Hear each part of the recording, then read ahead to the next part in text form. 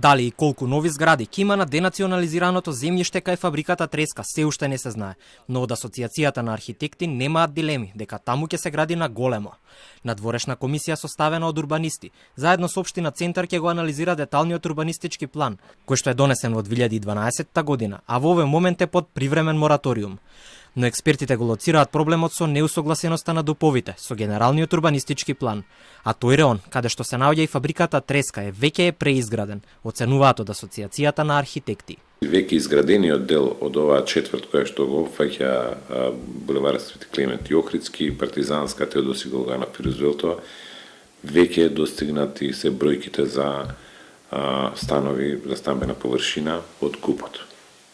По редот на нештата не би требало ништо веќе да се гради ни една нова зграда, за да не се надмини уште повеќе. Мартин Пановски смета дека централното градско подрачје и треба да подлежи на градежни активности, затоа што тоа му прилега на еден голем град.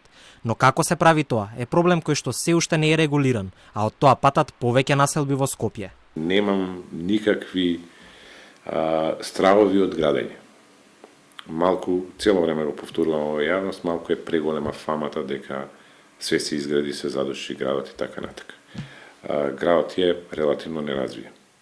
Че ова е централно градско подрачје и сигурно дека треба да биде изградено.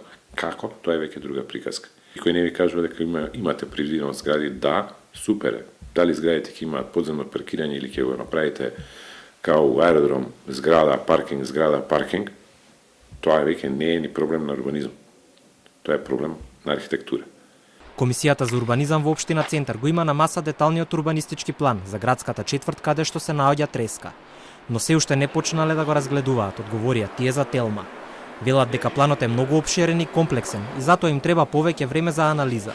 Неофицијално, околу февруари ќе следи и јавна анкета за тој ДУП. 92% од земјиштето кој е составен дел од него, а беше во сопственост на поранишниот индустријски гигант Треска, е денационализирано и вратено на барателот со одлука на Комисијата за одлучување по барање за денационализација, донесена лани.